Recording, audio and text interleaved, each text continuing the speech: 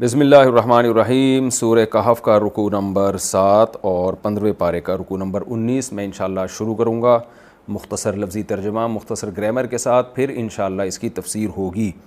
اعوذ باللہ من الشیطان الرجیم، بسم اللہ الرحمن الرحیم۔ وَإِذْ قُلْنَا لِلْمَلَائِكَةِ، اور اس وقت کو یاد کرو جب ہم نے کہا فرشتوں سے اسجدوا لآدم، آدم کو سجدہ کرو، فسجدوا، سب نے سجدہ کیا، الا ابلیس، سوائے ابلیس کے، کان من الجنی، ابلیس تھا جن میں سے، یعنی جنات میں سے، جن کی نسل میں سے تھا، ففسق عن امر ربہ، اس نے عدول کیا اپنے رب کے حکم سے۔ فسق کہتے ہیں حق بات سے تجاوز کرنا، عدول کرنا، ہٹ جانا۔ افتتخذونہ، آ کا معنی کیا، فا کا معنی تو، تتخذون، اتخذ یتخذ آسان ہے، افتتخذونہ، تو کیا تم ٹھہراتے ہو ابلیس کو، وذریتہ، اور اس کی ذریت کو، اولیاء، دوست، من دونی، میرے سوا، مجھے چھوڑ کر کیا شیطان اور اس کی ذریت کو تم اپنا دوست بناتے ہو، وہم لکم عدو، حالانکہ وہ تمہارے لیے دشمن ہے۔ یہ حالانکہ کا ترجمہ کہاں سے کیا میں نے بتایا تھا، یہ واو حال کے لیے آتی ہے، کنڈیشن بیان کرنے کے لیے۔ تو اب یہاں ایک ہوتا ہے عطف، عطف کا معنی ہوتا ہے کہ اور کا معنی، جس کو انگلش میں اینڈ کہتے ہیں، اردو میں اور کہتے ہیں۔ جاءنی زید و عمر، آیا میرے پاس زید اور عمر۔ تو یہاں عطف نہیں ہے کیونکہ اور کا معنی یہاں پیدا نہیں ہو سکتا، تو یہاں پر ہم اس کے کچھ ضابطے ہیں، لیکن وہ اصول اور قاعدے میں بیان کروں گا تو بات پیچیدہ ہو جائے گی کہ واو کس وقت ہم اس واو کو حال کے معنی میں لیتے ہیں۔ حال کا مطلب کیا ہے کہ پیچھے جو بات ہو رہی ہے اس کی کنڈیشن، یعنی وہ بات اس کنڈیشن میں ہو رہی ہے کہ حالت یہ ہے، جیسے میں نے بتایا تھا نا، جاءنی زید، میرے پاس زید آیا، وہو راکب، اس حال میں کہ وہ راکب تھا، وہ سوار تھا، یعنی اس کی کنڈیشن یہ تھی کہ وہ سواری کی حالت میں تھا۔ تو یہاں ہم یہ ترجمہ نہیں کریں گے میرے پاس زید آیا اور وہ سوار ہے، تو اس کا صحیح ترجمہ کیا ہوگا، میرے پاس زید آیا اس حال میں کہ وہ سوار تھا، یعنی آتے ہوئے اس کی کنڈیشن تھی کہ وہ سوار ہو کے آیا، پیدل نہیں آیا۔ تو یہاں بھی یہی ہے، اللہ تعالیٰ فرماتے ہیں وَهُمْ أَفَتَتَّخِذُونَهُ وَذُرِّيَّتَهُ أَوْلِيَاءَ مِن دُونِي، کیا تم شیطان کو اور اس کی ذریت کو مجھے چھوڑ کر دوست بناتے ہو، وَهُمْ لَكُمْ عَدُوٌّ، حالانکہ وہ تمہارے دشمن ہیں۔ اچھا، اس کا اردو میں ایک آسان ترجمہ جبکہ کے لفظ سے بھی ہو سکتا ہے، یعنی اس کا ہم ترجمہ یوں بھی کر سکتے ہیں، کیا تم شیطان کو اور اس کی ذریت کو مجھے چھوڑ کر دوست بناتے ہو جبکہ وہ تمہارے دشمن ہیں، یعنی کنڈیشن یہ ہے کہ وہ تو تمہارے دشمن ہیں، دشمنوں کو کون دوست بناتا ہے۔ بئس للظالمین بدلا، کتنا ہی برا ہے ظالمین کے لیے بدل۔ بدل کا کیا مطلب ہے، یعنی بدل کے اعتبار سے کیا مطلب، اللہ کو دوست بنانا چاہیے تھا لیکن آپ نے کیا کیا کہ اس کے بدلے میں شیطان کو دوست بنا لیا، تو یہ بدلہ کتنا برا ہے۔ آپ نے دیکھیں اردو میں لفظ سنا ہوگا نعم البدل، یہ نعمہ کا لفظ جو عربی میں ہے نا، جو بئسا کا بالکل اپوزٹ ہے، تو یہ وہی والا نعمہ ہے جو اردو میں نعم البدل، یعنی میم پہ پیش لگا دیا، اصل میں لفظ ہے نعم البدل، عربی میں ہوگا۔ کیا مطلب، کیا ہی بہترین بدلہ۔ بدلہ کسے کہتے ہیں، جو کسی چیز کے بدلے میں دیا جائے آپ کو، جیسے ہم جب کوئی چیز بیچتے ہیں تو اس کے بدلے میں جو قیمت ملتی ہے وہ بدل کہلاتا ہے عربی میں۔ تو ہم کہتے ہیں نا بھائی اس کا مجھے نعم البدل مل گیا ہے، یعنی کیا ہی بہترین اس کا الٹرنیٹ مجھے مل گیا ہے۔ تو نعم البدل کا اپوزٹ ہے بئس البدل، کیا ہی برا بدلہ۔ تو یہ وہی بئس ہے جو نعمہ کا اپوزٹ ہے، اور وہی نعمہ ہے جو اردو میں نعموں میں کے طور پہ استعمال ہوتا ہے۔ اردو میں کچھ الفاظ ایسے ہیں جو عربی میں اس کا زبر زیر پیش الگ تھا اور اردو میں آ کے وہ چینج ہو گیا، تو نعم البدل کہتے ہیں، اصل میں لفظ ہے نعم البدل، عربی کا لفظ جو ہوگا وہ نعم البدل ہوگا۔ تو قرآن کہتا ہے بئس للظالمین بدلا، کتنا ہی برا ہے ظالمین کے لیے بدل۔ کیا مطلب، جو شیطان کی دوستی جو اللہ کے بدلے میں انہوں نے کر لی۔ ما اشہدتہم، نہیں گواہ بنایا میں نے ان شیاطین کو، اشہد یشہد، اشہادن کا معنی گواہ بنانا، خلق السماوات والارض، آسمانوں اور زمین کی پیدائش پر، ان کو میں نے آسمانوں اور زمین کی تخلیق پر بھی گواہ نہیں بنایا، ولا خلق انفسہم، اور نہ خود ان کی جان کی تخلیق کے وقت میں نے ان کو گواہ بنایا، وما کنت متخذ المضلین عضدا، اور نہ تھا میں مضلین گمراہ لوگوں کو، جو گمراہ کرنے والے ہوتے ہیں. ایک ہوتا ہے ضالین، ضالین کا معنی گمراہ ہونے والے، ایک ہے مضلین، مضلین کا معنی گمراہ کرنے والے. اور میں نہیں ہوں متخذ ٹھہرانے والا مضلین گمراہ کرنے والے لوگوں کو عضدا اپنا بازو، میں ان کو اپنا دستے بازو نہیں بناتا. عضد کہتے ہیں بازو کو، یہاں بازو سے مراد ہے مددگار. دستوں کہتے ہیں نا فلاں کا دست بازو بن گیا، یعنی اس کا مددگار بن گیا، معین بن گیا. وَيَوْمَ يَقُولُ نَادُوا، اور اس وقت کو یاد کرو جب اللہ کہے گا نادو، نادا ینادی مناداتن، زاربا یزاربو مزاربتن کی طرح، اصل میں تھا نادا یا ینادی منادیتن، اس کا معنی پکارنا، اصل میں تھا نادی یو زاربو امر کا صیغہ ہے. وَيَوْمَ يَقُولُ نَادُوا، اور جس دن اللہ کہے گا نادو شرکائی، پکارو میرے شرکا کو، الذین زعمتم، جن کے بارے میں تمہارا خیال تھا، یعنی کیا خیال تھا کہ وہ میرے شریک ہیں، ان کو آج پکارو تم. فَدَعَوْهُمْ، تو یہ لوگ پکاریں گے ان شرکا کو. فَلَمْ يَسْتَجِيبُوا لَهُمْ، لیکن وہ شرکا ان کی پکار کا جواب نہیں دیں گے. استجابہ، استجوبہ، استخرجہ کی طرح، تو یستجوبو تھا اصل میں، پکار پہ لبیک کہنا، جواب دینا. تو اللہ فرماتے ہیں وہ شرکا ان کی پکار کا جواب نہیں دیں گے. وَجَعَلْنَا بَيْنَهُمْ مَوْبِقًا، اور ہم بنا دیں گے ان کے درمیان ایک آڑ، یعنی ان کے اور شرکا کے درمیان ایک دیوار کھڑی ہو جائے گی، ان کا رابطہ منقطع ہو جائے گا. وَرَأَى الْمُجْرِمُونَ النَّارَ، اور دیکھیں گے مجرم لوگ آگ.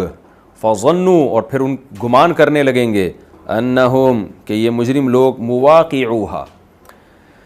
وقع یقع وقوعاً کا معنی ہوتا ہے واقع ہونا، اسی سے یہ واقعہ کا لفظ اردو میں استعمال ہوتا ہے. ہم کہتے ہیں ایک واقعہ ہوا ہے، کیا مطلب؟ کوئی چیز ہوئی ہے، تو جو ہونے والی چیز ہے اس کو واقعہ ہی کہا جائے گا نا، کیونکہ وہ ہوئی ہے. تو قصے کو واقعہ کہا جاتا ہے کیونکہ وہ ہوا ہوتا ہے. تو اصولی طور پر جو ہے نا قصہ اردو میں یہ استعمال ہوتا ہے، تو اس کے لیے ضروری نہیں ہے کہ وہ سچا بھی ہو، تبھی قصے لوگ فرضی بھی سنا رہے ہوتے ہیں، لیکن واقعہ اس قصے کو کہتے ہیں جو واقع بھی ہوا ہو، یعنی واقعہ جھوٹ نہیں ہو سکتا، قصے میں سچا بھی ہو سکتا ہے، جھوٹا بھی ہو سکتا ہے، تو واقعہ اس کو کہتے ہیں. اب تو اردو میں میرا خیال ہے کہ یہ چاہے واقع ہوا بھی ہو یا نہیں ہوا ہو، دونوں کو شاید واقعہ کہا جانے لگا ہے، لیکن اصل میں جو یہ لفظ ہے واقعہ کا مطلب جو واقعی میں ہوا ہو، یعنی کوئی بھی چیز ہوئی ہو.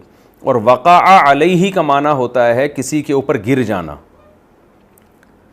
تو یہاں پر جو یہ ہے مواقع، یہ واقع یواقع مواقعتاً، باب مفاعلہ، اس کا معنی بھی ہوتا ہے گر جانا. تو اللہ تعالیٰ فرماتے ہیں فَظَنُّوا أَنَّهُمْ مُوَاقِعُوهَا، یہ ان کو گمان ہوگا کہ یہ اس آگ میں گریں گے، یعنی اس آگ میں داخل ہوں گے. وَلَمْ يَجِدُوا عَنْهَا مَصْرِفًا، اور ان کو یہ یقین ہو جائے گا. یہاں ظنّو کا معنی گمان، میں نے بتایا تھا ظن کے کتنے معنی آتے ہیں، سیاق و سباق سے پتہ چلتا ہے. یہاں ظن یقین کے معنی میں، ان کو یقین ہو جائے گا کہ اب وہ اس آگ میں داخل ہونے والے ہیں. وَلَمْ يَجِدُوا عَنْهَا مَصْرِفًا، اور اب وہ اس آگ سے کوئی مصرف، صرف یصرف، صرفن کا معنی پھیرنا، مصرف پھیرنے کی جگہ، یعنی ایسی کوئی جگہ نہیں ہے جہاں وہ آگ سے پھر سکیں. ان کو یقین ہو جائے گا کہ اب انہوں نے اس آگ میں داخل ہونا ہے. یہ مختصر سا رکوع تھا، اس کا مختصر لفظی ترجمہ ہو گیا. میں اس کی تفسیر کی طرف چلتا ہوں. آپ کو پتہ ہے پچھلے رکوع میں اللہ نے قیامت کی ہولناکیوں کا تذکرہ کیا تھا، اور پھر اللہ تعالیٰ نے یہ بتایا کہ مجرمین کا اعمال نامہ ان کے سامنے رکھا جائے گا اور ان کی چیخیں نکل جائیں گی، اور وہ یہ کہیں گے کہ یہ کیسا اعمال نامہ ہے جس نے ہماری زندگی کا کوئی مخفی پہلو چھوڑا ہی نہیں ہے، کیا صغیرہ کیا کبیرہ، ہر عمل اس نے ہمارے سامنے لا کے رکھ دیا ہے. تو یہ جو مجرمین جہنم میں جائیں گے، اس کا ایک بہت بڑا سبب ہے شیطان، جو گمراہ کرتا ہے.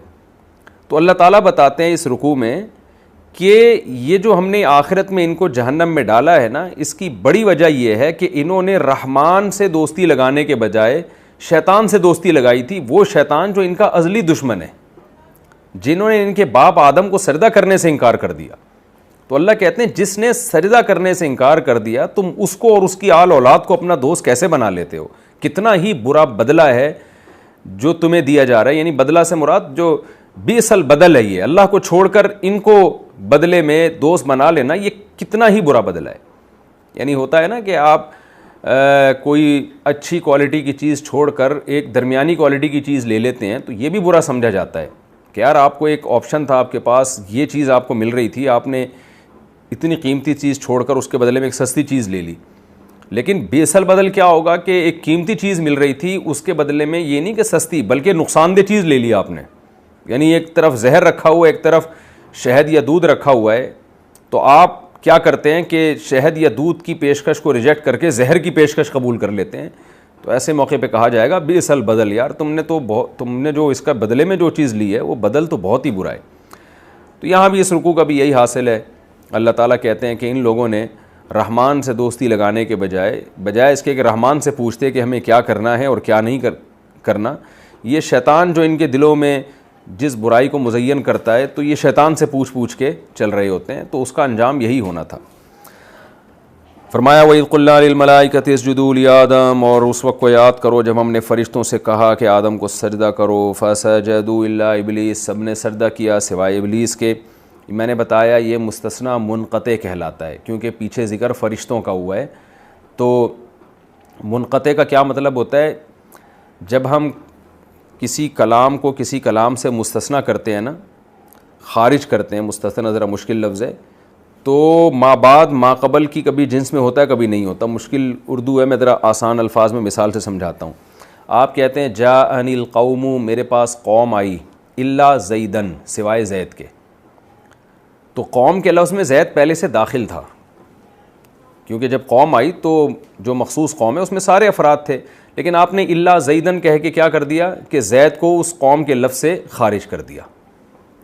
یہ کہلاتا ہے مستثنیٰ متصل، یعنی قوم میں زید داخل تھا، الا کے ذریعے اس کو باقاعدہ نکالا گیا ہے.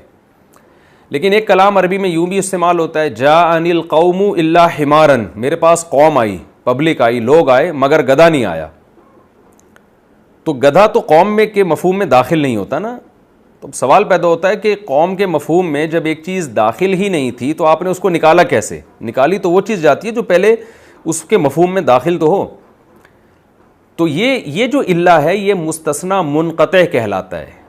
یعنی منقطع کا مطلب اس کے دوسرا ایک ٹرم استعمال ہوتی ہے، یعنی یہ ہے لیکن کے معنی میں، لیکن کے معنی میں، کہ پچھلے کلام سے نا ایک وہم ہوتا ہے کہ یار جب قوم آئی تھی، جاء للقوم، قوم آئی تھی تو ظاہر اپنے تمام لوازمات کے ساتھ آئی ہوگی نا، سواریوں پہ آئی ہوگی، اتنی دور سے پیدل کون آ سکتا ہے؟ تو متکلم نے کیا کیا؟ متکلم کو یہ خیال تھا کہ یہ قوم سے یہ سمجھیں گے کہ شاید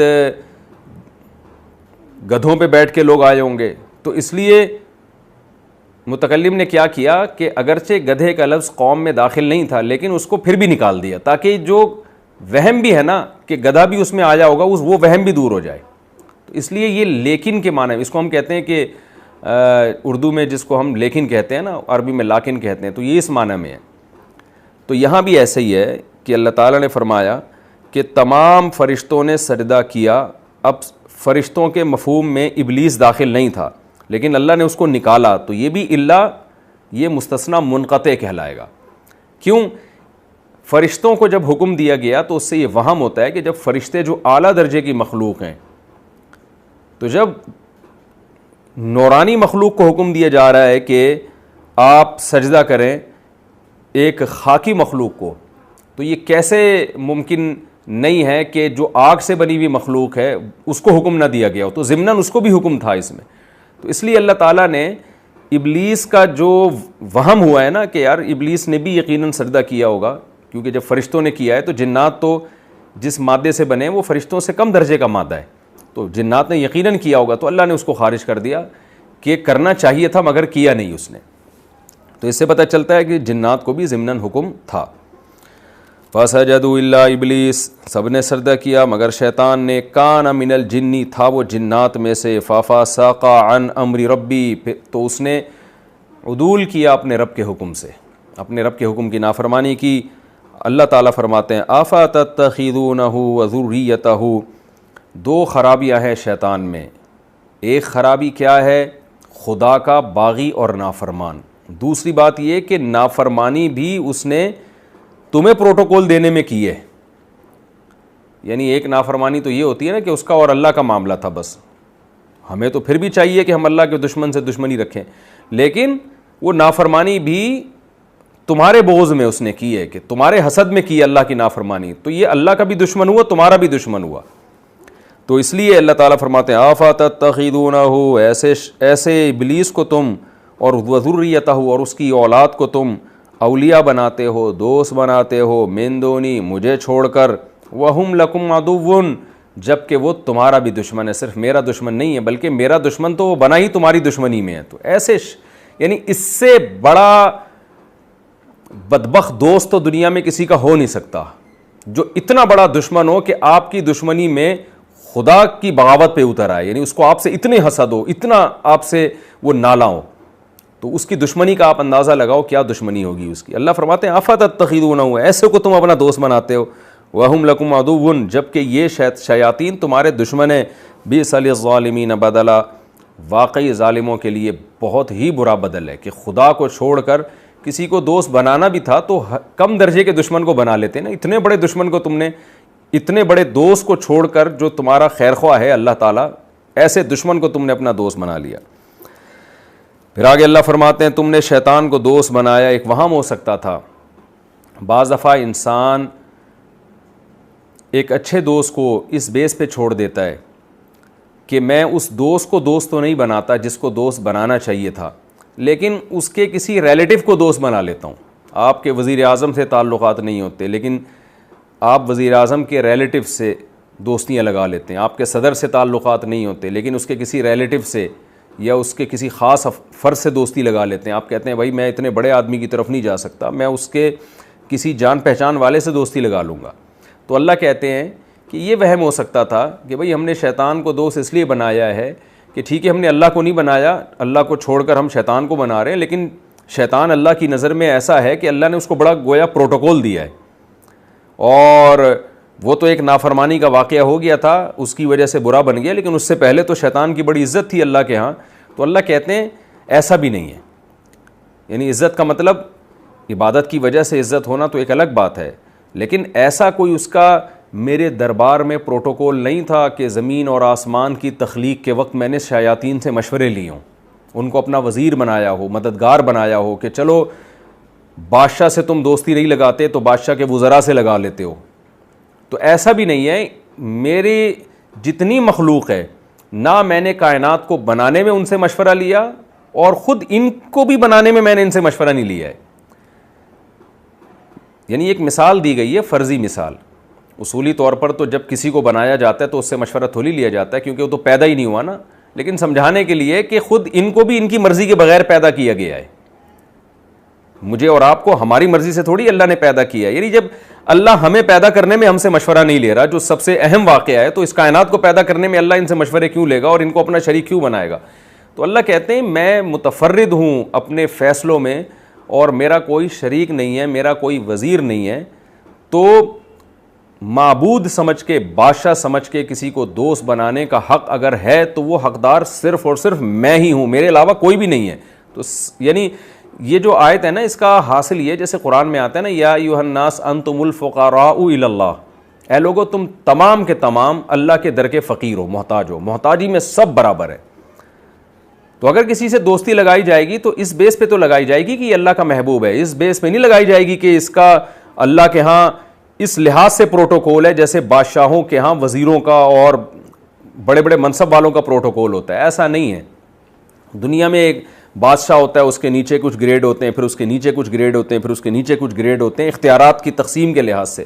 اللہ کے ہاں ایسا نہیں ہے. اللہ متفرد ہے, سارے اختیارات اسی کے پاس ہیں, نہ کائنات کو بنانے میں اس کا کوئی شریک ہے, نہ خود اس مخلوق کو پیدا کرنے میں اس نے کسی کو مددگار بنایا, بلکہ ان سے مشورہ بھی نہیں لیا کہ ہم تمہیں پیدا کرنا چاہتے ہیں. اتنی بھی اللہ نے ان کو اہمیت نہیں دی کیونکہ وہ اپنے فیصلوں میں خود مختار ہے. تو اس لیے اس کو چھوڑ کر کسی کو ایسا دوست بنا لینا کہ اس کے مقابلے میں اس کی اطاعت شروع کر دینا, یہ پرلے درجے کی حماقت اور بے وقوفی ہے. تو اللہ تعالیٰ فرماتے ہیں ما اشہدتہم خلق السماوات والارض، میں نے ان شیاطین کو آسمانوں اور زمین کی پیدائش میں گواہ بھی نہیں بنایا۔ گواہ بنانے کا مطلب یہ ہے کہ ان کو حاضر نہیں کیا۔ گواہ جب ہم بناتے ہیں نا تو یہاں وہ گواہی مراد نہیں ہے کہ کسی کو گواہ بنانا کہ بھئی میں دیکھو تم گواہ رہنا میں یہ بنا رہا ہوں، یہاں مطلب ان کو حاضر کرنا۔ اور حاضر کیوں کیا جاتا ہے؟ مشورے لینے کے لیے۔ تو اللہ کہتے ہیں میں نے جب کائنات کو بنانے کا ارادہ کیا تو ان کو میں نے بلایا تک نہیں، یعنی ان سے میں نے مشورے نہیں لیے، میں متفرد ہوں، جو چاہتا ہوں کر گزرتا ہوں۔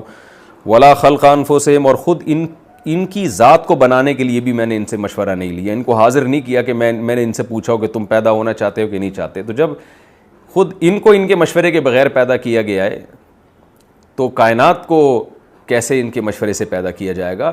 تو اس آیت کا حاصل یہی کہ سارے ایک جیسے فقیر ہیں میرے در میں، محتاج ہیں، تو محتاجوں کو معبود نہیں بنایا جاتا، ان کو خدا کے مقابلے میں دوست نہیں بنایا جاتا۔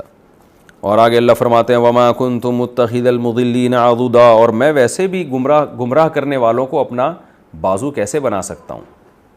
یعنی ایک تو میں ویسی مخلوق کو، چاہے وہ پیغمبر ہی کیوں نہ ہوں، چاہے وہ فرشتے ہی کیوں نہ ہوں، ان کو بھی میں اپنی ملکیت میں شریک نہیں کرتا۔ تو جب ان کو نہیں کرتا، ان سے میں نے کائنات بنانے میں مدد نہیں لی، تو میں گمراہ کرنے والے شیاطین جو میرے دشمن ہیں ان سے میں کیسے مدد لے سکتا ہوں؟ اصل میں مشرکین کا عقیدہ تھا نا، آج بھی دنیا میں بہت سے لوگ ہیں جو کہتے ہیں شیاطین اس دنیا میں تصرفات کرتے ہیں اور جنات اس دنیا میں تصرفات کرتے ہیں، ورنہ شیاطین کے دوست بنانے والے تو آج بھی بہت ہیں۔ جو شخص بھی گناہ کر رہا ہے حقیقت میں وہ شیطان ہی کو دوست بنا کے کرتا ہے۔ وَيَوْمَ يَقُولُ نَادُوا شُرَكَائِيَ الَّذِينَ زَعَمْتُمْ، اللہ فرماتے ہیں اور اس دن کو یاد کرو جس دن اللہ کہے گا نادو شرکائی، میرے شرکا کو آج تم بلاؤ، جن کو تم سمجھتے تھے کہ یہ بہت طاقتور ہیں، پاورفل ہیں، ان کے پاس اختیارات ہیں، جن کے بارے میں تمہارا خیال تھا، فدعوہم، یہ لوگ ان کو بلائیں گے، فلم یستجیبوا لہم، تو ان کے شرکا کی طرف سے ان کو لبیک نہیں کہا جائے گا، ان کی پکار کا جواب نہیں دیا جائے گا۔ پکار کا جواب کا مطلب وہ جواب جو ان کے فائدے کے لیے ہو، کہ وہ ان کی مدد کے لیے آ جائیں۔ وجعلنا بینہم موبقا، اور ہم ان کے درمیان ایک آڑ پیدا کر دیں گے۔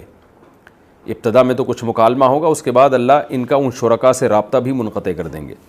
ورأى المجرمون النار، اور مجرم لوگ آگ دیکھیں گے، فظنوا انہم مواقعها، ان کو یقین ہو جائے گا کہ اب وہ اس آگ میں گرنے والے ہیں، ولم یجدوا عنہا مصرفا، اور اس آگ سے بھاگنے کا کوئی راستہ ان کے پاس نہیں ہوگا۔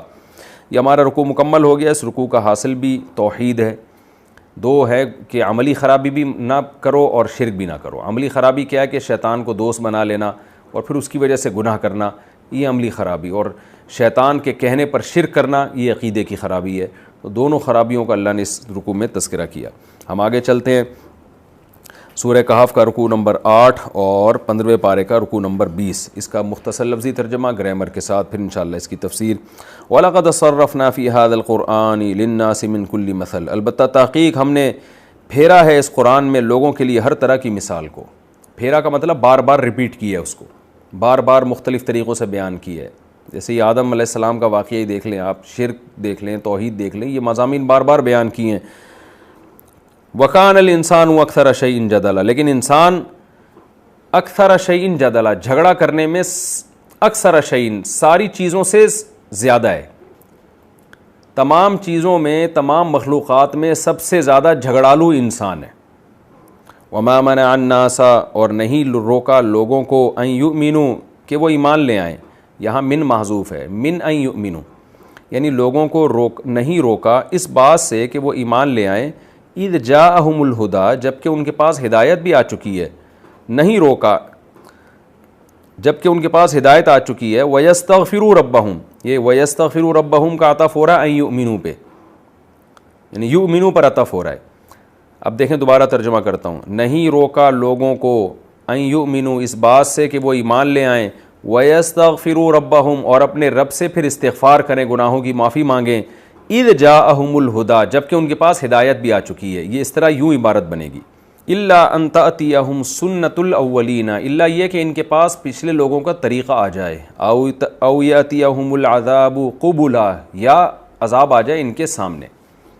کیا مطلب دیکھیں، اس آیت کا مطلب یہ ہے کہ قرآن نے جتنے دلائل دے دیے، نبی صلی اللہ علیہ وسلم کی نبوت کے سچے ہونے کے جتنے دلائل دے دیے اور عقلی دلائل دے دیے، اس کا تقاضا یہ تھا کہ لوگ اپنے رب پر ایمان لاتے اور یستغفروا ربہم، اپنے رب سے توبہ استغفار میں لگ جاتے. ہونا تو یہ چاہیے تھا. لیکن اس چیز سے ان کو صرف ایک چیز روک رہی ہے. وہ چیز کیا روک رہی ہے کہ ان کے پاس پچھلی امتوں کے طریقہ آ جائے. پچھلی امتوں کا کے ساتھ جو اللہ کا معاملہ رہا تھا نا, کہ کسی پر اللہ نے پانی کا عذاب بھیجا, کسی پر ہوا کا عذاب بھیجا, کسی کو زمین میں دھنسا دیا, تو یہ والا طریقہ ان کے پاس آ جائے گا تو یہ ایمان لے آئیں گے. کیونکہ یہ والا طریقہ آ نہیں رہا تو اس لیے ایمان نہیں لے کر آ رہے. یعنی رکاوٹ صرف یہ چیز بنی ہوئی ہے کہ جو عذاب پچھلی امتوں پر آئے تھے وہ والے عذاب اب تک آ کیوں نہیں رہے. او یاتیہم العذاب قبلا, یا اس کے علاوہ کوئی بھی عذاب ان کے پاس آ جائے, چاہے وہ پچھلی امتوں میں نہ بھی آیا ہو, کوئی الگ سے کوئی عذاب آ جائے جس کو یہ اپنی آنکھوں سے دیکھ لیں. یعنی صرف اس چیز نے ان کو روکا ہوا ہے. اس کی مثال ایسے ہے جیسے آپ کسی کو کوئی بات سمجھا رہے ہو نا, یا آپ کسی کو کہہ رہے ہو بھائی تو میرا حق دے دے, وہ دے نہیں رہا, وہ آپ سے بلا وجہ کی حجت بازی کر رہا ہے, بلا وجہ کے غلط سلط دلائل دے رہا ہے اور ثابت کر رہا ہے کہ میں نے آپ کا حق نہیں دینا, میں آپ کا مقروض نہیں ہوں. تو ایسے موقع پہ آپ اس کو کیا دھمکی دیتے ہیں کہ بھائی تو جو میرا حق نہیں دے رہا نا, اس میں صرف یہ رکاوٹ ہے کہ میں تجھ سے بات آرام سے کر رہا ہوں. اگر میں تجھے اپنی اصلیت دکھا دوں, یا میں مثال کے طور پر پولیس کو بلوا لوں, یا میں کسی غنڈے بدماش کو بلوا لوں نا, تو فوراً دے دے گا. تو مطلب یہ کہ تیرا معاملہ دلائل والا نہیں ہے, تیرا معاملہ ہے دھمکیوں والا. تو دھمکیوں سے ڈرے گا تو تجھے بات سمجھ میں آ جائے گی. یعنی فوراً میں وہ دھمکیاں دکھا دوں اگر تجھے میں. تو یہاں بھی ایسے ہی اللہ تعالیٰ فرماتے ہیں کہ لوگ جو ایمان نہیں لے کر آ رہے, اس کی وجہ دلائل نہیں ہے, اس کی وجہ یہ ہے کہ یہ چاہتے ہیں کہ ہمارے ساتھ بھی وہی معاملہ جو پچھلی امتوں کے ساتھ ہو. یعنی اپنے عمل سے یہ ثابت کر رہے ہیں کہ ان کے پاس بھی وہی عذاب آئے جو پچھلی امتوں پر آیا, یا ان کے سامنے عذاب آ کے کھڑا ہو جائے تو پھر یہ فوراً ایمان لے آئیں گے. تو صرف یہ چیز نہ ہونے کی وجہ سے ایمان نہیں لے کر آ رہے اور پھر اپنے رب سے توبہ استغفار نہیں کر رہے. آگے اللہ فرماتے ہیں وما نرسل المرسلین الا مبشرین ومنذرین, کہ بھائی ہم جو پیغمبروں کو بھیجتے ہیں نا تو ان کا کام صرف خوشخبریاں سنانا اور منذرین ڈرانے والے ہوتے ہیں, وہ عذاب لانے والے نہیں ہوتے. یعنی تم جو یہ سمجھ رہے ہو کہ عذاب آئے گا تو ہم اپنی آنکھوں سے دیکھیں گے تو ہم ایمان لے آئیں گے, اور پھر نبی صلی اللہ علیہ وسلم سے کہتے بھی تھے کہ عذاب آپ لے کر آ جائیں, ہمیں دکھا دیں. تو اللہ بتا رہے ہیں کہ پیغمبر کا کام عذاب لانا یا عذاب کو ٹالنا نہیں ہے. ہم جتنے بھی پیغمبروں کو بھیجتے ہیں ان کا کام خوشخبریاں سنانا اور اللہ کے عذاب سے ڈرانا ہے. عذاب لانا یا عذاب ٹالنا یہ پیغمبروں کا منصب نہیں ہے, نہ پیغمبروں کو اللہ نے اس کے اختیارات دیے ہیں, یہ ہمارا کام ہے. لہذا اے نبی صلی اللہ علیہ وسلم آپ اپنی دعوت میں مشغول رہیے, اور ان کے طرز عمل سے جو لگ رہا ہے کہ جب تک عذاب دیکھیں گے ایمان نہیں لے کر آئیں گے, تو اس سے یہ لگتا ہے کہ آپ گویا چاہتے ہیں کہ فوراً عذاب آ جائے, تو یہ آپ کا کام نہیں ہے. تو مشرکین کو بھی تنبیہ ہے اور نبی صلی اللہ علیہ وسلم کو بھی تسلی ہے کہ آپ کا کام تو ڈرانا اور خوشخبریاں دینا ہے, اور مشرکین کو بھی اس میں ڈرا دیا ہے کہ ہمارے پیغمبر عذاب نہیں لے کر آئیں گے, ہمارے پیغمبر عذاب کی خبر دیں گے تمہیں, بس لانا ان کے ذمے نہیں ہے. وَيُجَادِلُ الَّذِينَ كَفَرُوا بِالْبَاطِلِ, اللہ تعالیٰ فرماتے ہیں ہمارا کام پیغمبروں کو بھیجنا ہے جو خوشخبریاں دیں گے اور ڈرائیں گے, اور جو کافر لوگ ہیں وہ کیا کریں گے, وہ باطل کے ذریعے مجادلہ کریں گے. یعنی باطل کا مطلب غلط دلائل, وہ غلط دلائل کے ذریعے بحث کرتے رہیں گے. لِيُدْحِضُوا بِهِ الْحَقَّ, تاکہ ان باطل کے ذریعے, باطل دلائل کے ذریعے حق کو ہٹا دیں, زائل کر دیں, دور کر دیں. دحضہ کا معنی ہوتا ہے زائل کر دینا, کسی چیز کو ختم کر دینا. ادحض یدحض کا معنی بھی یہی ہے. لیدحضوا بہ الحق, داحض کا معنی زائل ہونا اور ادحض کا معنی زائل کرنا. لیدحضوا بہ الحق, کہ جو کافر لوگ ہیں وہ باطل کے ذریعے حق کو ہٹاتے رہیں گے. واتخذوا آیاتی وما انذروا ہزوا, اور انہوں نے ٹھہرا لیا ہے میری آیات کو, وما اور ان چیزوں کو, انذروا جس کے ذریعے ان کو ڈرایا جا رہا ہے, ان کو کیا ٹھہرا لیا, ان وعیدوں کو ہزوا, مذاق ٹھہرا لیا. میں شاید تفسیر میں لگ گیا, میں بھول گیا تھا کہ میں تو ترجمے میں لگا ہوا تھا, میں ترجمہ جلدی کمپلیٹ کر دیتا ہوں. وَمَنْ أَظْلَمُ مِمَّنْ ذُكِّرَ بِآيَاتِ رَبِّ, اور اس سے بڑا ظالم کون ہوگا, ممن وہی اصل میں تھا من, اس شخص سے بڑا ظالم کون ہوگا, ذُكِّرَ جس کو نصیحت کی جائے, بِآيَاتِ رَبِّهِ اس کے رب کی آیات کے ذریعے, فَأَعْرَضَ عَنْهَا اور وہ پھر بھی ان آیات سے اعراض کرے, وَنَسِيَ مَا قَدَّمَتْ يَدَاهُ اور بھول جائے ان اعمال کو, قدمت یداہو جو اس کے ہاتھ آگے بھیج چکے ہیں, اپنے برے اعمال کو بھول جائے, اور جب رب کی طرف سے نصیحت کی جائے تو اس سے اعراض کرے، تو اس سے بڑا ظالم کون ہوگا؟ انا جعلنا علی قلوبہم اکنہ، بے شک ہم نے بنا دیا ہے ان کے دلوں پر اکنہ، تالے ڈال دیے ہیں، یہ اس کی میں تفسیر پہلے بیان کر چکا ہوں، ان یفقہوہ، اس بات سے کہ وہ اس کلام کو سمجھیں، کلام کو، اللہ کی بات کو سمجھنے سے ان کے دلوں پہ تالے پڑ گئے ہیں، وفی آذانہم وقرا، اور ان کے کانوں میں ٹاٹ پڑ چکی ہے، وَإِن تَدْعُهُمْ إِلَى الْهُدَى، اور اگر آپ ان کو پکاریں گے ہدایت کی طرف، فَلَن يَهْتَدُوا إِذًا، اذن کا معنی اذ کان کذا، اگر ایسا ہوا بھی، یعنی آپ نے ان کو پکارا بھی، فَلَن يَهْتَدُوا، تو بھی ہرگز یہ ہدایت حاصل نہیں کریں گے ابدا، کبھی بھی۔ وَرَبُّكَ الْغَفُورُ، اور آپ کا رب مغفرت کرنے والا ہے، ذو الرحمہ، رحمت والا ہے، لَوْ يُؤَاخِذُهُمْ بِمَا كَسَبُوا، اگر ان کو پکڑنا شروع کر دے، آخذ یؤاخذ، مؤاخذۃ کا معنی مواخذہ کرنا، کہتے ہیں نا مواخذہ ہوگا بھائی، اگر اللہ ان کا مواخذہ شروع کر دے، ان کو پکڑنا شروع کر دے، بما کسبوا، ان اعمال کی وجہ سے جو انہوں نے کیے ہیں، لعجل لهم العذاب، لام تاکید کے لیے، عجل یعجل تعجیلا، جلدی کرنا، نکاح نامے میں لکھا ہوتا ہے نا مہر مؤجل اور معجل، تو معجل جلدی دینے والا مہر، اور مؤجل اجل والا، اجل کہتے ہیں جو بعد میں آئے گی جو چیز، لعجل لهم العذاب، تو اللہ ان کے لیے جلدی عذاب لے آئے، اگر اللہ ان کو پکڑنا چاہے نا تو فوراً عذاب لے آئے گا ان کو، بل لهم موعد، لیکن کیا ہے، فوراً عذاب کیوں نہیں آتا؟ ان کے لیے موعد، ایک وقت ہے، یعنی کہ وعدے کا ٹائم ہے حساب و کتاب کا، لن یجدوا من دونہ، تو یہ اس موعد یعنی وعدے کا جو وقت متعین ہے اس سے ہٹ کر یہ موئل کوئی پناہ گاہ نہیں پائیں گے۔ موئل اصل میں آل یعولو سے ہے، آل کہتے ہیں نا انجام کو، تو موئل جہاں انسان جاتا ہے، پناہ لے کے کہیں بھاگ کے جائے گا تو وہ بھی ایک قسم کا انجام ہے نا، جہاں آپ نے جانا ہے، تو موئل پناہ گاہ کو کہتے ہیں۔ آپ سمپل اس طرح یاد رکھیں کہ ان کے لیے ایک دن اللہ نے متعین کر دیا ہے، لن یجدوا من دونہ موئلا، تو یہ اس جو عذاب کا جو وقت ہے اس سے بھاگنے کی ان کو کوئی پناہ گاہ نہیں ملے گی۔ وَتِلْكَ الْقُرَىٰ، اور یہ بستیاں ہیں، أَهْلَكْنَاهُمْ، جن کو ہم نے ہلاک کر دیا، لَمَّا ظَلَمُوا، جبکہ ان بستیوں نے ظلم کیا تھا، وَجَعَلْنَا لِمَهْلِكِهِمْ، مہلک کا معنی ہلاکت، یہ مہلک مصدر ہے، اور ہم نے ان کی ہلاکت کے لیے موعدہ، ایک وقت متعین کیا ہوا تھا، ایک وعدے کا ٹائم تھا، تو یہ اپنے ٹائم پہ یہ ہلاک ہو گئے۔ لفظی ترجمہ اس کا ہو گیا، رکوع بھی آسان ہے، میں جلدی سے مختصر تفسیر بیان کر دیتا ہوں۔ وَلَقَدْ صَرَّفْنَا فِي هَذَا الْقُرْآنِ لِلنَّاسِ مِنْ كُلِّ مَثَلٍ، اللہ تعالیٰ نے فرمایا کہ ہم نے اس قرآن میں لوگوں کے لیے ہر طرح کی مثال کو بار بار بیان کیا ہے۔ بعض دفعہ یہ اشکال ہوتا ہے نا کہ بھئی اللہ تعالیٰ وہی باتوں کو بار بار ریپیٹ کرتے ہیں، وہی جنت، وہی جہنم، پھر وہی شیطان کو حکم دیا کہ آدم کو سجدہ کرو، پھر شیطان کو دوست نہ بناؤ، پھر یہ کہ جب تک عذاب اپنی آنکھوں سے دیکھ نہیں لیں گے یہ اس وقت تک ایمان نہیں لے کر آئیں گے، وہی مضامین ریپیٹ ہوتے ہیں۔ تو اللہ کہتے ہیں صرفنا، ہم انہی مضامین کو بار بار مختلف طریقوں سے، صرف کا معنی ہوتا ہے پھیرنا، ہم بار بار ریپیٹ کرتے ہیں ان کو، تو اس کا تقاضا یہ تھا کہ مان جاؤ تم، لیکن اللہ کہتے ہیں دیکھیں جب ایک بات کو بار بار مکرر بیان کیا جاتا ہے نا تو سامنے والا پہلی دفعہ میں نہ سمجھے، دوسری دفعہ میں سمجھ جاتا ہے، تیسری دفعہ میں سمجھ جاتا ہے۔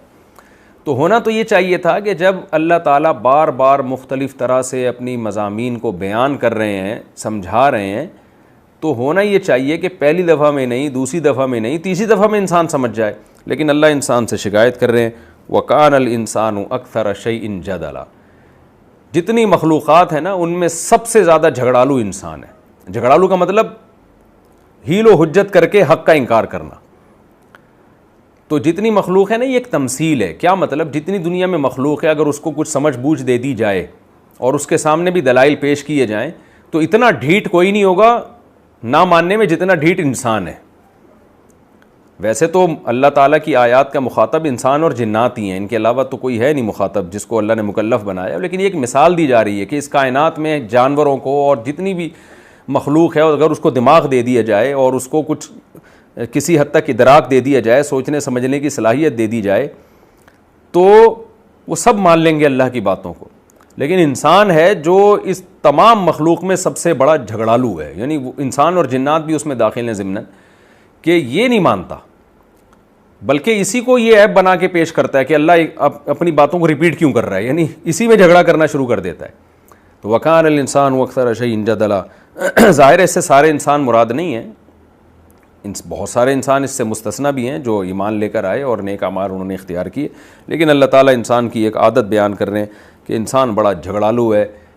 رب کتنے طریقوں سے سمجھا رہا ہے مگر اس نے پھر بھی کچھ نہ کچھ اس میں عیب تلاش کرنا ہے اور چون و چرا کر کے اللہ کی بات ماننی نہیں. اللہ نے کیسے سمجھایا نا پچھلے رکوع میں کہ شیطان نے آدم کو سردے سے انکار کیا، وہ دشمن ہے تمہارا، وہ جو تمہارے دل میں جو برائی کے خیالات آتے ہیں یہ شیطان ڈال رہا ہے، تو مت دوست بناؤ. لیکن پھر بھی دیکھیں ہم کس راستے کو اختیار کرتے ہیں رب کے راستے کو چھوڑ کر. آگے اللہ فرماتے ہیں وما منع الناس ان یؤمنوا اذ جاءهم الہدی. اس آیت کی میں تفسیر بیان کر چکا ہوں کہ جب لوگوں کے پاس ہدایت بھی آ گئی پھر بھی ایمان لانے سے اور توبہ استغفار کرنے سے جو چیز رکاوٹ بن رہی ہے وہ صرف یہ چیز رکاوٹ بن رہی ہے کہ پچھلی امتوں پہ جو عذاب آئے نا، جب تک وہ عذاب نہ آ جائیں یا کوئی دوسرا عذاب اپنی آنکھوں سے نہ دیکھ لیں اس وقت تک ایمان نہیں لے کر آئیں گے. تو یہ ایک بیریئر ہے، یہ بیریئر جیسے ہی اٹھ گیا اور عذاب آ گیا تو سارے کے سارے ایمان لے آئیں گے. لیکن اللہ کہتے ہیں ہمارا کام کیا ہے، ہم تو پیغمبروں کو عذاب دینے کے لیے تھوڑی بھیجتے ہیں، ہم تو پیغمبروں کو بھیجتے ہیں خوشخبریاں سنانے والا اور ڈرانے والا بنا کے. اور کافر لوگ کیا کرتے رہتے ہیں، وہ غلط دلائل کے ذریعے یجادل الذین کفروا بالباطل، وہ باطل کے ذریعے جھگڑا کرتے رہیں گے. لیدحضوا بہ الحق، تاکہ حق کو ہٹا دیا جائے، دنیا سے ختم کر دیا جائے. واتخذوا آیاتی وما انذروا، اور جو میری نشانیاں ہیں چاہے وہ آفاق عالم کی نشانیاں ہوں چاہے وہ قرآن کی آیات ہوں، اور جس عذاب سے ان کو ڈرایا جاتا ہے ہزوا، اس کو ایک مذاق کی چیز سمجھتے ہیں، اس کو سیریس نہیں لیتے. ومن اظلم، پھر آگے اللہ ان کافروں کی برائی بیان کر رہا ہے کہ بتاؤ کہ اس سے بڑا ظالم کون ہوگا جو اپنے رب کی آیات کو سیریس نہ لے. میں نے بتایا تھا نا ومن اظلم کا مطلب کیا ہوتا ہے. قرآن کہیں کہتا ہے کہ اس سے بڑا ظالم کون ہوگا جو اللہ کی آیات کو چند ٹکوں کے بدلے میں بیچ دے. کہیں قرآن کہتا ہے اس سے بڑا ظالم کون ہوگا جو ایسا کرے، کہیں قرآن کہتا ہے اس سے بڑا ظالم کون ہوگا. تو یاد رکھیں یہ جو کہا جاتا ہے کہ اس سے بڑا ظالم کون ہوگا، یہ آگے جس جرم کا ذکر ہوتا ہے نا تو مراد یہ ہوتا ہے اس طرح کے جرائم میں سب سے بڑا مجرم یہ ہے. اب جیسے قرآن میں آتا ہے کہ اس سے بڑا ظالم کون ہوگا جو اللہ کی آیات کو بیچتا ہے، کیا مطلب؟ جتنے بھی دنیا میں غلط بیچنے والے لوگ ہیں تو ان میں سب سے بڑا جو بیچنے والا جو سب سے بڑا مجرم ہے نا وہ ہے جو اللہ کی آیات کو بیچ ڈالے. یعنی اس بیچنے کی نوعیت میں سب سے بڑا ظلم یہ ہے. ومن اظلم ممن افترى علی اللہ کذبا، قرآن کہتا ہے اس سے بڑا ظالم کون ہوگا جو اللہ پہ جھوٹ باندھے. کیا مطلب؟ جتنے لوگ بھی کسی پر جھوٹ باندھتے ہیں اور کسی کی طرف غلط بات منسوب کرتے ہیں سارے ظالم ہیں، لیکن ان میں اس جھوٹ باندھنے میں سب سے بڑا ظالم وہ ہے جو اللہ پہ جھوٹ باندھے. تو یہاں بھی یہی ہے کہ کسی کو کسی بھی بات کے ذریعے نصیحت کی جائے اور وہ اس نصیحت پہ کان نہ دھرے تو وہ بھی ظالم ہے. لیکن سب سے بڑا ظالم وہ ہے جب اللہ نصیحت کر رہا ہو تو اس نصیحت پہ کان نہ دھرے، وہ سب سے بڑا ظالم ہے کیونکہ وہ خدا کی بات کو اگنور کر رہا ہے. تو یہ بھی آیت کا یہی مطلب ہے. اللہ تعالیٰ فرماتے ہیں وَمَنْ أَظْلَمُ مِمَّنْ ذُكِّرَ بِآيَاتِ رَبِّهِ، اس سے بڑا ظالم کون ہوگا جس کو اپنے رب کی آیات کے ذریعے نصیحت کی جائے. فَأَعْرَضَ عَنْهَا، وہ اس نصیحت سے اعراض کرے. وَنَسِيَ مَا قَدَّمَتْ يَدَاهُ، اور اپنی بدعمالیوں کو بھی بھول جائے. وہ یا تو ہوتا نا بہت نیک عمل کر کے بیٹھا ہوتا، اپنے اس کو ضمیر بھی ملامت کر رہا ہے کہ میں برائیاں کر رہا ہوں، ان برائیوں کو بھی وہ بھول جائے.